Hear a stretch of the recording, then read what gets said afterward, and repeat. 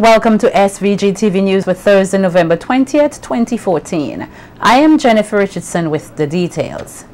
Vincentians are being called on to do their part in protecting the nation's youth as SVG joins the world in commemorating International Universal Children's Day. Minister of Youth Frederick Stevenson said while his government continues to protect the nation's youth, the statistics of 2013 are troubling, showing that there were 53 cases of sexual abuse, 60 reported cases of physical abuse, 97 reported cases of negligence, 72 cases of abandonment, 65 cases of verbal, emotional, psychological abuse, and 113 cases of non-maintenance. He says these statistics cannot be ignored. Need of an all hands on deck or report for duty approach. The Ministry of National Mobilization, Social Development, the Family, Persons with Disabilities and Youth, in conjunction with the Ministry of Education, therefore, commemorates today, November 20th, as Universal Children's Day, with a series of activities under the theme, Stop Violence Against Children. The protection of children from all forms of violence is a fundamental right, which we in St. Vincent and the Grenadines solemnly pledge to safeguard for all children, everywhere and at all times. Unfortunately, violence remains a harsh reality for some children as they endure some form of violence every day. He added that violence hampers a child's development, learning abilities, and school performances. So inhibits positive relationships, provokes low self-esteem, emotional distress and depression, and at times lead to risk-taking, self-harm, and aggressive behaviors. Moreover, violence is associated with serious economic costs for society, reducing human capacity and compromising social development. Violence takes place in all contexts, including where children are expected to enjoy a secure and safe environment and special protection in care institutions, in the school and within the home. Younger children are at special risk, having less ability to speak up and seek support, and also greater chances of suffering irreversible emotional and health damages. Meanwhile, Minister Stevenson says violence against children remains hidden and socially condoned and is often perceived as a form of discipline, which he says is not so. Seldom reported, and official statistics hardly capture its magnitude and incidence. Violence is often perpetrated by people children know and trust. Fathers, brothers, cousins, and other friends and relatives, be it openly or implicitly. Some child victims feel pressed to conceal it. This is a pattern that we must stop and reverse urgently. The protection of the children from violence needs to evolve from being a concern for a few into a priority for all. According to the minister, his ministry planned a series of activities this week to commemorate International Universal Children's Day 2014.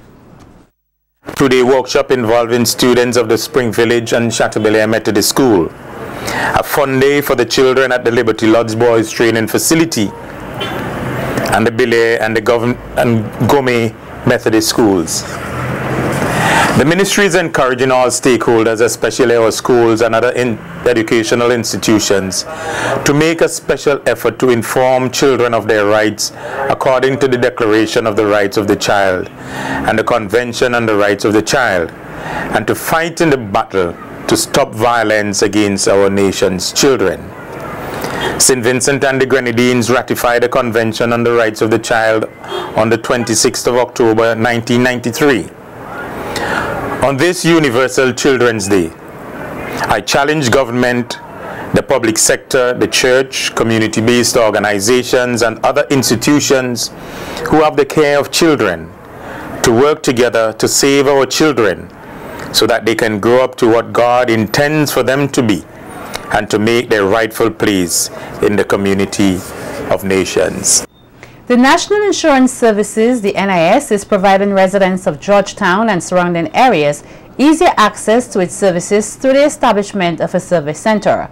The center was opened earlier today in Georgetown and is located inside a building operated by the General Employees Cooperative Credit Union. It will provide service on the first and last Friday of each month. Speaking at the opening ceremony, Executive Director of the NIS, Reginald Thomas, says personally he is proud that the NIS continues to look for ways to serve the Vincentian public, adding that this new venture is a way of responding to the needs of the people. And I'm particularly proud that your National Insurance Services continues to look up for ways in which we can expand our services and continues to look for ways to enhance the provision of the delivery of the service that we provide for you. You would know that over the years we've been living our motto, serving because we care. And we're here this morning simply to demonstrate that in a very real and tangible way, because we do believe that the role and functions of the Social Security or of the social protection framework must be grounded in the highest degree of representation. We must be girded with the highest degree of responsibility, and we must be responsive to your needs and to the needs of the population at large here in St. Vincent and the Grenadines.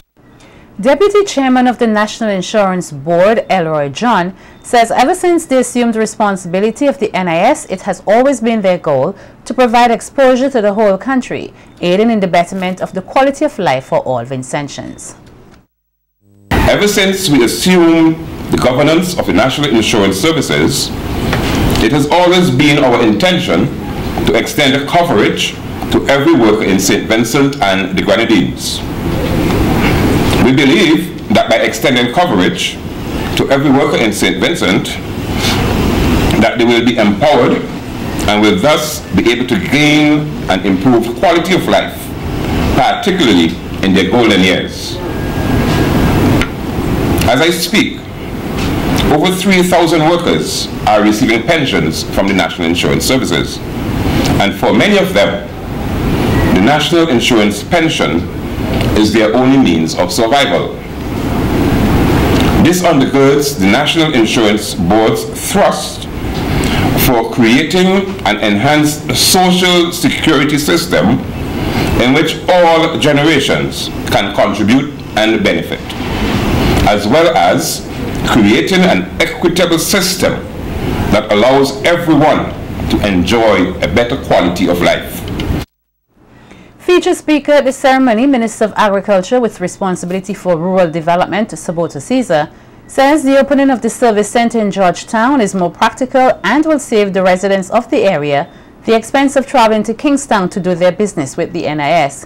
He further stated that the NIS is a solid entity where persons can place their monies and rest assured that it will be waiting for them in their golden days. This office that is being opened here this morning is going to play a very critical and practical role for many of our citizens. But the twist is this: the NIS is solid, and if it's instructive to cast your bread on the waters and you'll find it after many days, I want to assure all the beneficiaries, the general public, all who are listening, that you can be assured that if you cast your bread on the NIS, many days after, you will come back and find it, especially in your important years, which are senior years. Meanwhile, Caesar told the gathering that the future of the NIS is dependent on the youths of today. According to Caesar, it is very important for young people who are just entering the workforce to start making the necessary preparations concerning their future and encourage them to become members of the NIS. I would like to speak to the young people because the future of the NIS is definitely going to be dependent on many of the persons who are entering the economically active age group who have just started to work. We want to ensure that they get the clear message and that they prepare themselves for their senior years. He also called on farmers to start thinking about their existence after retirement. Agriculture will continue to play an extremely important and pivotal role in the development of St. Vincent and the Grenadines and any island in the OECS and in CARICOM. And we have to ensure that our farmers, and there are many persons here who came out of the farming sector, the agricultural sector, who are now in their senior years. We have to ensure that we protect our farmers when they are working, that we encourage them to contribute, and I plan to have a special program where we are going to merge the interests of the Farmer Support Company, which is providing loans to farmers. We have already provided $6 million in loans, and we will be providing another $6 million next year.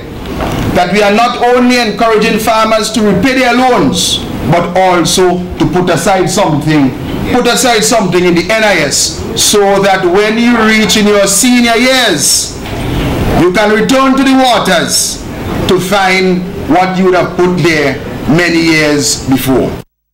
Another service center of the NIS will be opened in Beckway on Friday, November 28th.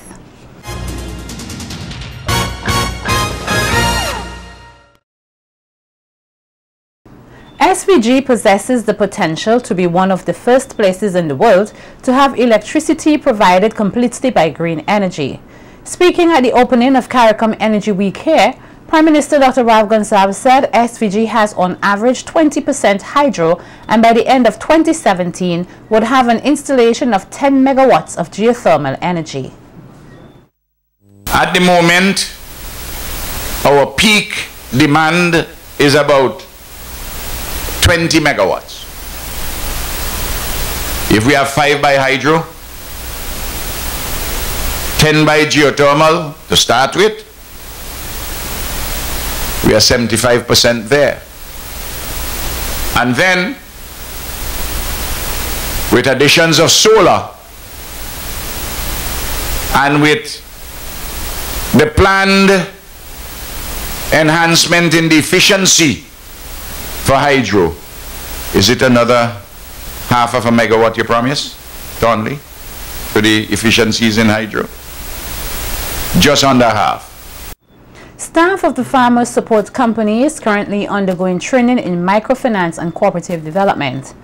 The Farmers Support Company staff training is spearheaded by the St. Vincent Cocoa Company and commenced on Wednesday. Speaking at a news briefing yesterday, Minister of Agriculture Saboto Caesar expressed gratitude to the facilitator Ivor Osei for conducting the training. He said the main role of the training is to build the human resources base for the Farmers Support Company to ensure it provides the most efficient service to the local farmers.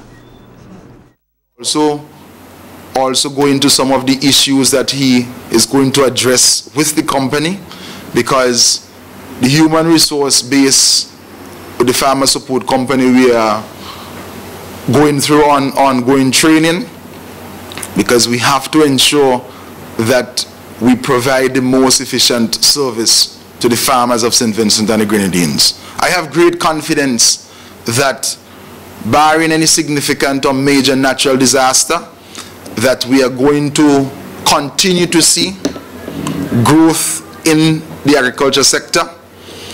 Our farmers are very buoyant.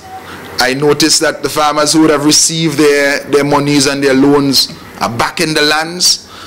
I am constantly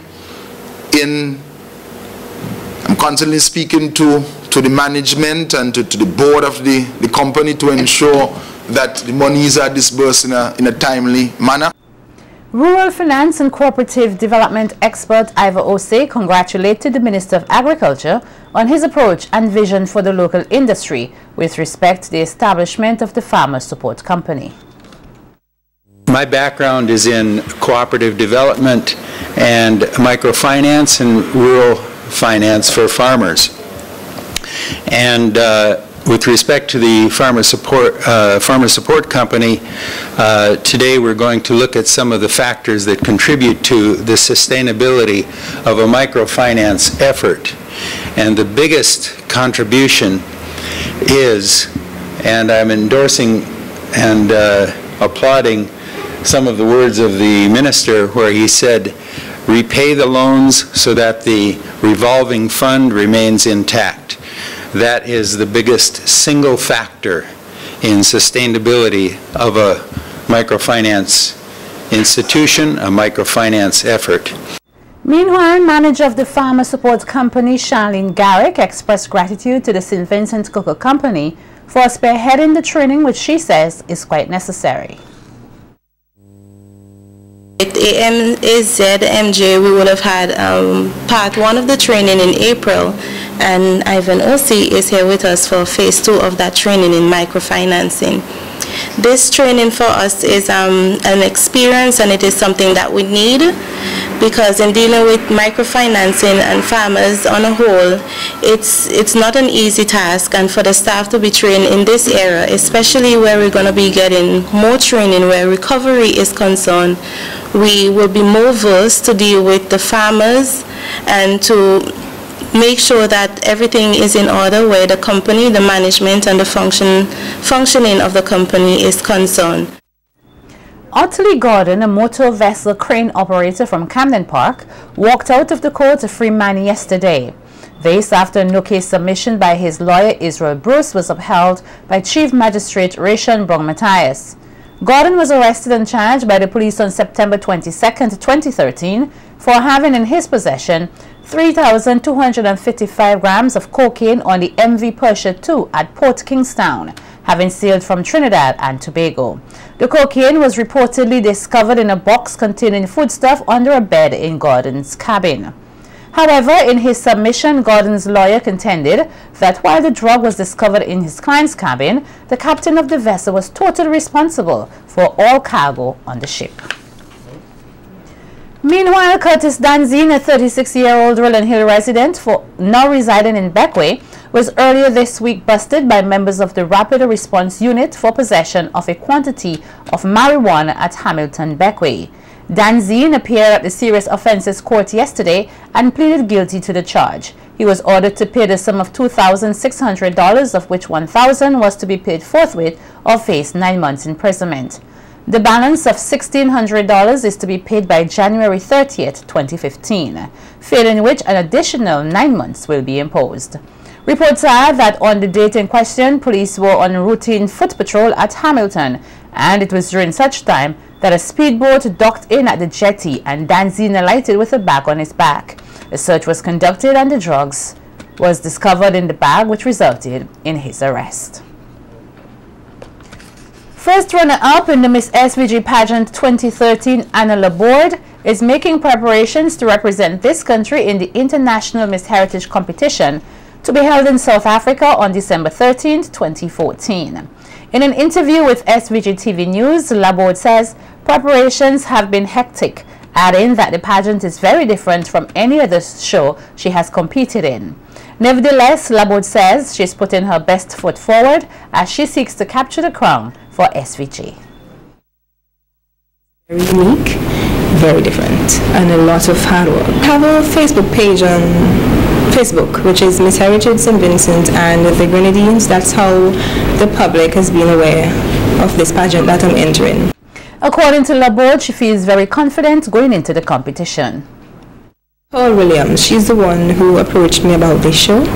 She gave me the information. I thought very long and hard about it, and I've decided to enter because I believe it's a great opportunity for St. Vincent and the Grenadines and myself. Yes. The exposure for St. Vincent is great. I would like to encourage the whole of St. Vincent and the Grenadines to get on board and start voting for your girl, Anna Laborde, Miss Heritage St. Vincent and the Grenadines. And to do that, you can view my Facebook page, which is Miss Heritage St. Vincent and the Grenadines. You can like and share, and the instructions are there to vote. You can vote 5 times daily, so far 51 countries has been confirmed to take part in this pageant, and I am currently number 2 on the voting list, and our aim is to get to the top, so I need your vote to vote. Laborde is expected to leave the country on Sunday, November 30th, 2014 for South Africa.